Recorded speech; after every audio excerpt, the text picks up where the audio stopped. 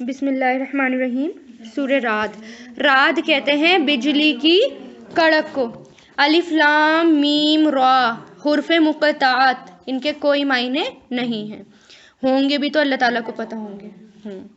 تلکا آیاتو، یہ آیات ہیں، الکتابی، کتاب کی، الذی، وہ جو، انزلہ، نازل کیا گیا آپ کی طرف، من ربی کا، آپ کے رب کی طرف سے، حق ہے، اور لیکن اکثر لوگ لا یومنون، نہیں ایمان لاتے۔ ہر سورت کی شروعات کس پر ہوتی ہے؟ آپ نے نوٹ نہیں کیا؟ ہر سورت کی شروعات زیادہ تر آپ کو قرآن کی ہی بڑائی میں ملیں گی، یعنی کہ یہ کھلی ہوئی کتاب ہے، ڈرانے والی ہے، یہ واضح نور ہے، رحمت ہے، اس طرح کی ہی شروعات ہوتی ہیں ہر سورت میں، کہ یہ ایک کتاب ہے جو نازل کی گئی آپ کی طرف، آپ کے رب کی طرف سے، حق ہے، یعنی یہ سچ ہے، اس میں کوئی ڈاؤٹ نہیں ہے۔ زیادہ تر صورتوں کی شروعات بھی اسی سے ہوتی ہے نا؟ ہاں۔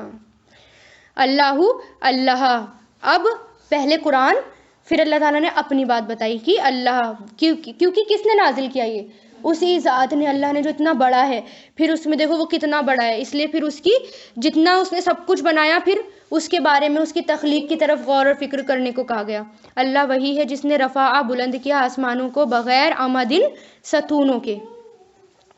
ستون کس کو کہتے ہیں؟ پلرز۔ ترونہا، تم دیکھتے ہو انہیں، ثم، پھر، استوا، وہ بلند ہوا، متوجہ ہوا، علی العرش، عرش پر، وسخر، اور اس نے مسخر کیے سورج اور چاند، کل، سب، چل رہے ہیں، لاجل، ایک وقت کے لیے، مسمن، مقرر، یدبر، وہ تدبیر کرتا ہے، کام کی، امر، کام کی، یفصل، اور کھول کر بیان کرتا ہے، آیات، آیتوں کو، تاکہ تم بلقائی، ملاقات کا اپنے رب کی، یوقنون، یقین کرو، توقنون، تم یقین کرو۔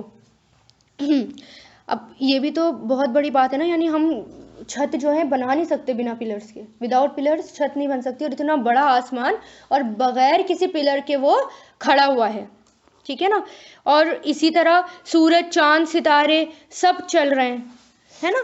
اور اپنے کام پر ہی، اور جیسا اللہ تعالیٰ نے کہہ دیا ویسا ہی کام کر رہے ہیں، یہ بھی ان کی تسبیح ہوتی ہے، یعنی اپنی مرضی سے نہیں کرتے وہ، کہ میں اب نہیں دکھ رہا یا اب دکھ رہا ہوں، یا اب نہیں اگ رہا یا اب اگ رہا ہوں، تو یہ سب کس کی اپنی مرضی نہیں چلاتے، اللہ تعالیٰ نے جو کہہ دیا وہی یہ کرتے ہیں۔ اور کس کے لیے نشانی ہے یہ؟ عقل، جتنے بھی جو، یعنی جو اپنے رب کی ملاقات پر یقین کرتے ہیں، ان کے لیے یہ نشانی ہے۔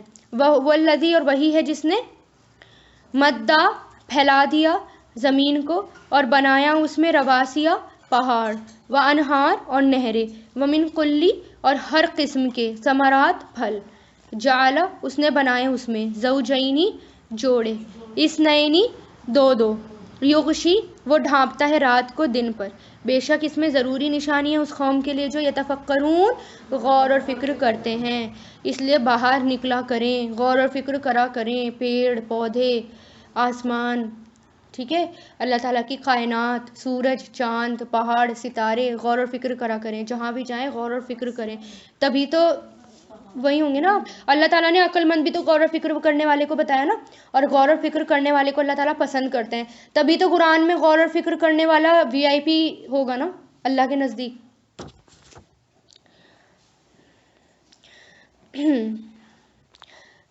رواسیہ، رواسیہ کس کے لیے تھا؟ راسیہ کی جمع ہے، رؤوس، یعنی ایک جگہ رہنے والا، اس لیے ٹھہرے ہوئے پہاڑوں کے لیے رواسی آتے ہیں، کیونکہ پہاڑ ظاہر ہے ٹھہرے ہوئے رہتے ہیں، اس لیے ان کے لیے کیا آیا؟ رواسیہ۔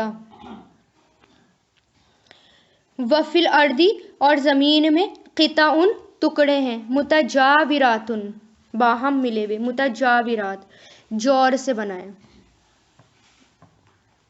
ٹھیک ہے، جوڑ سے بنائے یعنی کہ ملے ہوئے، اور جار بھی جوڑ سے ہی بنائے۔ جار کس کو کہتے ہیں؟ ہمسائے کو، ہمارے قریبی کو، ہمسائے کو، یعنی پناہ دینے والا۔ اور جور ظلم کے لیے بھی استعمال ہوتا ہے، ٹھیک ہے، خصوصاً جب اس کے بعد الا آ جائے، حرف جر جب الا آ جائے، یعنی کسی پر ظلم کرنا، جیسے جازہ الا آ جاتا ہے، ٹھیک ہے، تو اسی سے حرف جر کے لگنے سے اس کے معنی بھی بدل جاتے ہیں. اور یہاں پر کیا ہے، متجاورات، ملے ہوئے، باہم ملے ہوئے، ہمسائے بھی ملے ہوئے ہوتے ہیں آپس میں، ہے نا، پڑوسی پڑوسی ہمسائے. تو اسی سے کہ زمین میں ٹکڑے ہیں باہم ملے ہوئے. و جناتن، اور باغات ہیں، من آناب، انگوروں کے، و زرعن، اور کھیتیاں،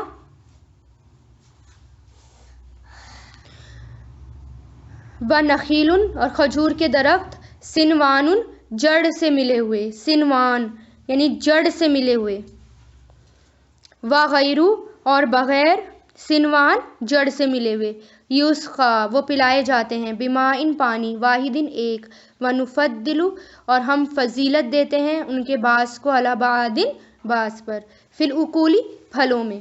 بے شک اس میں ضروری نشانیاں ہیں اس قوم کے لیے جو یعقلون عقل رکھتی ہے. اس آیت میں آپ کو کیا سمجھ میں آیا؟ فروٹس کا بھی ذکر خاص طور سے ہے اس کے اندر. ہاں دیکھو یہ بھی اللہ تعالیٰ کا ہے کہ اللہ تعالیٰ، اس میں بھی اللہ تعالیٰ کی تسبیح بیان کیجیے کہ سبحان اللہ، ایک ہی مٹی، ایک ہی بیج، ایک ہی پانی، ایک ہی روشنی، پھر ایک پھل میٹھا اور ایک پھل کڑوا، ایک پھل کھٹا اور ایک کڑوا، ایک لذیذ اور ایک بغیر لذیذ. یہ فرق کون کرتا ہے؟ یہ فرق کرنے والا بھی اللہ تعالیٰ کی ذات ہے.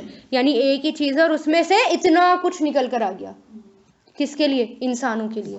ٹھیک ہے، یہ کہہ رہے نا اللہ کہ پلائے جاتے ہیں ایک ہی پانی، اور پھر بھی ہم فضیلت دیتے ہیں ان کے بعض کو بعض پر. کچھ اچھے لگتے ہیں اور کچھ اچھے نہیں لگتے. کون کرتا ہے اس پر غور و فکر؟ عقل والے. یعنی پہلے درجے پر اللہ نے کیا کہا؟ غور و فکر کرتے ہیں عقل والے. اس کے بعد کیا کہا؟ عقل والے کون ہوتے، وہ غور و فکر کرنے والے کون ہوتے ہیں؟ عقل والے ہوتے ہیں. یعنی پہلے آپ غور و فکر کریں تبھی آپ عقل والے بنیں گے. یہ نہیں کہ بس جو کہہ دیا کسی نے اور مان لیا. ہر بات میں آپ کو غور و فکر کرنا ہے. یہی ہے عقل مند ہونے کی نشانی. وَإِنْ، اور اگر تعجب تم تعجب کرتے ہو، فَعَجَبٌ، تو تعجب ہے، قولہم ان کی بات، یعنی تعجب والی ہے ان کی بات، یا تعجب کے قابل ہے ان کی بات. اِذَا، کیا جب ہم کننا ہو جائیں گے، ترابن مٹی، ترابن مٹی، اِنَّا، کیا بے شک ہم، لفی خلقن، ضرور ہی پیدائش میں ہوں گے، جدید نئی، اولئک، یہی لوگ ہیں جنہوں نے کفر کیا، بربہم، اپنے رب کے ساتھ، واولئک، اور یہی لوگ ہیں اغلال، توق ہوں گے، اغلال توق ہوں گے، فی اعناقہم، ان کی گردنوں میں، اور یہی لوگ ہیں اصحاب النار، آگ والے، ہم فیہا خالدون، وہ اس میں ہمیشہ ہمیشہ رہنے والے ہیں.